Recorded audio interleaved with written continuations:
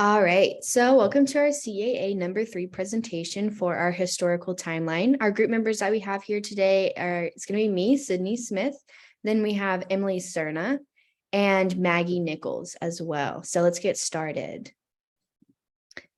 All right, so first up, we have our Brown versus Board of Education that was passed in 1954. This is a really popular case. If people know about any of these cases that we're about to talk about, it's usually going to be this one. Just because it's talked about a lot in the civil rights movement.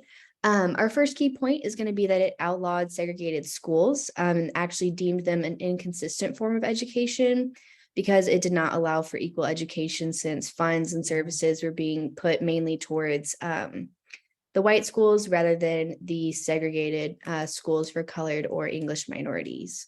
The second key point is going to be that ELL students were immersed into their white peers' classrooms after years of being segregated to their own schools.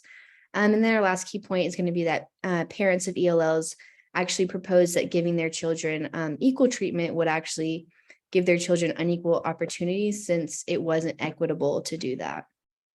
The implications of Brown versus Board of Education was that after it was passed, ELL students did not have to stay at their segregated schools anymore, and they could now go and receive the same services that their white peers were able to receive at their schools. A limitation for Brown versus Board of Education was going to be that by putting those students into classrooms that are made for neurotypical and English-speaking children, our SPED and ELL students are actually at a disadvantage, since there's no one catering towards their specific needs. They're now just immersed into any classroom that they're put into. The second one we'll be talking about is the Title VII Bilingual Education Act, which was passed in 1968, but continued to have revisions and amendments to 2002. The first key point about this was that it identified the inclusion of all children of limited English speaking abilities, or the LESA. The second key point would be that it originally was passed as a bill to Bill Title VII as an amendment to the Elementary and Secondary Education Act, and it provided school districts with grants to create programs for English language learners. An implication would be that for ELLs, each of the reauthorizations allowed greater recognition for individuals and societal benefits of bilingual education. And a limitation would be that the Bilingual Education Act didn't provide guidelines or instructions on how to create these programs for ELs, which left the schools to create them on their own, which caused confusion and left some people out.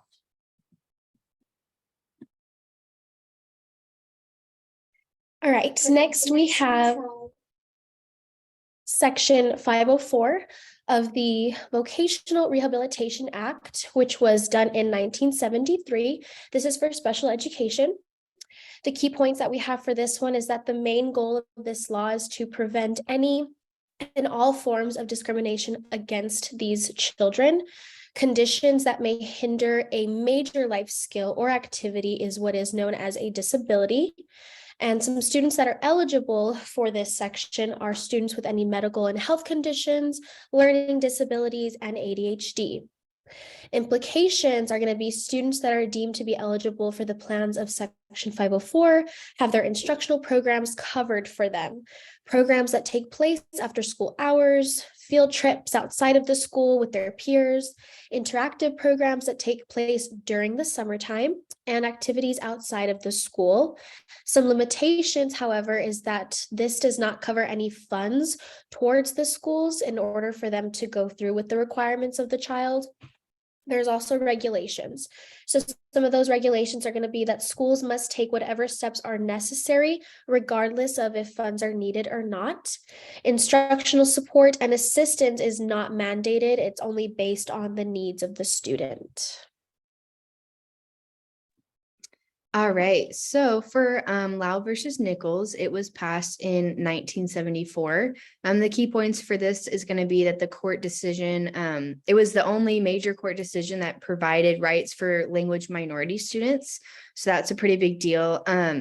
It also was a unanimous decision with 9-0 to provide special assistance for students who do not speak English, so our ELLs.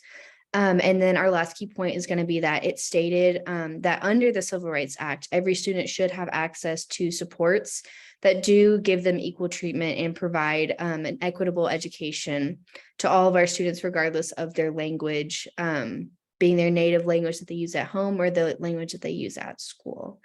The implications for Lau versus Nichols is going to be that ELL students who previously struggled in school due to the sink or swim mentality, they were now given supports that would help them reach their peers level. So they had equitable opportunities to them.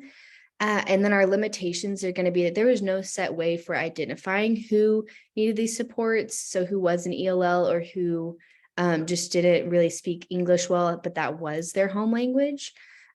So there was a little bit of confusion about who qualified for those supports up until the Lau remedies in the following year, 1975.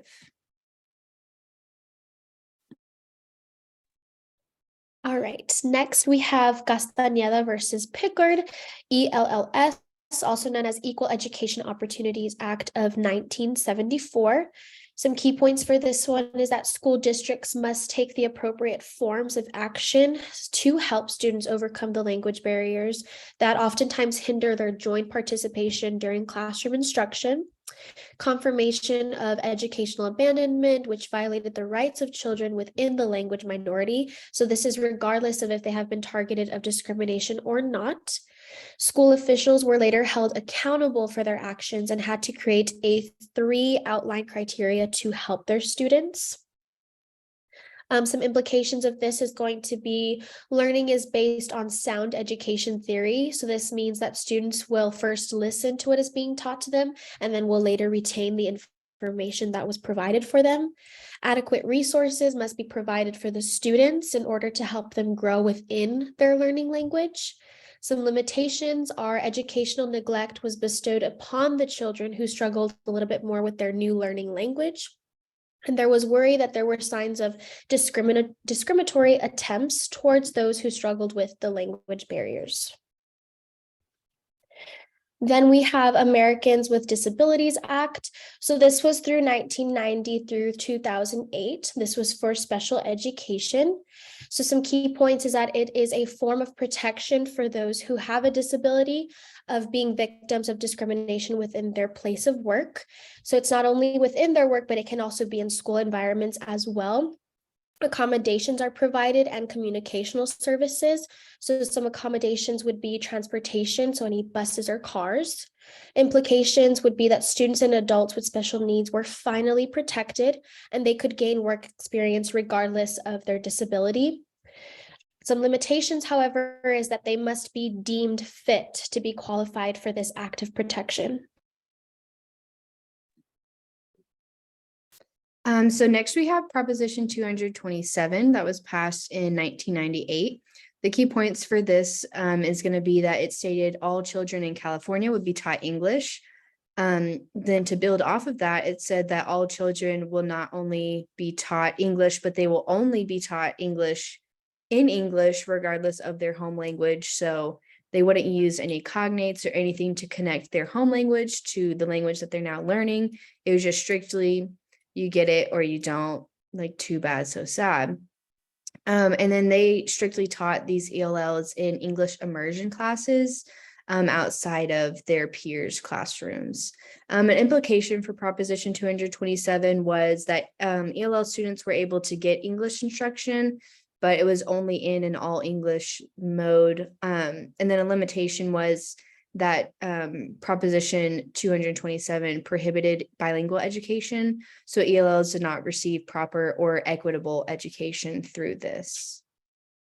And then the next one that we'll be talking about is the No Child Left Behind Act, which passed in 2002, but had revisions up until 2016. A key point of this is that it focused on the accountability of testing grades, 3rd grade through 8th, and then once in high school in English language arts and reading and mathematics. And then each state was to create an academic content standards and assessments to measure those standards in order to use the results to hold schools accountable.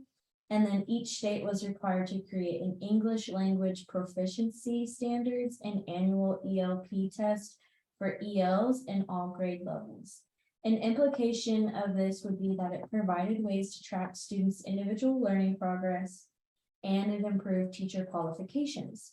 A limitation, however, would be that the No Child Left Behind Act was realistically leaving children behind, but specifically ELs, because the vast majority of ELs had to take these state tests in English only instead of their native or home languages.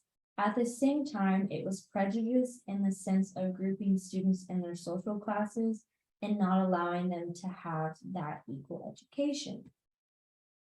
The other one we'll talk about is known as Every Student Succeeds Act, which was passed in 2015 and is still having revisions until present day. A key point of this would be that it provides all students with the opportunity to receive a fair, equitable, and high quality education, and it will close educational achievement gaps. It also states that states must provide ELs with the appropriate accommodations to allow assessments be in their other languages. And it gives the authority to each state to determine what programs it will allow. An implication, however, would be that it focuses on ensuring that ELs attain English proficiency and develop high levels of academic achievement in English. And then another one would be that it's designed to assist teachers, principals, and other student school leaders in preparing ELs to enter all English instructional setting. And then a limitation would be that the ESSA did not make any distinctions between bilingual and non-bilingual students. And then the last one that we chose to investigate was the Andrew F. Versus the Douglas County School District. This was in 2017.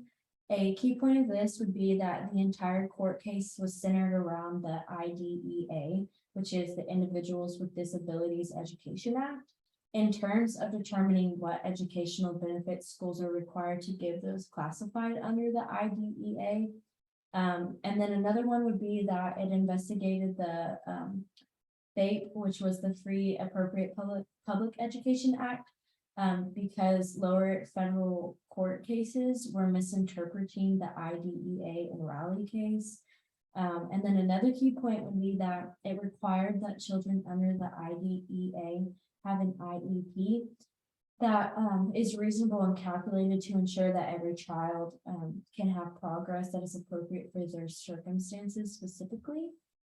An implication from this court case would be that the courts ruled in favor of Andrew F., which showed positives in having an IEP for any child with special needs, and it provided others with hope that the IDEA does help those that it's intended to protect. And then a limitation from this court case would be that even though that Andrew F. was given FAPE after his court hearing, not every child will receive victory like this due to the fact that lower federal court cases classify IDEA cases as minimal or not as important. And that concludes our historical timeline, and here are the references we use throughout our project.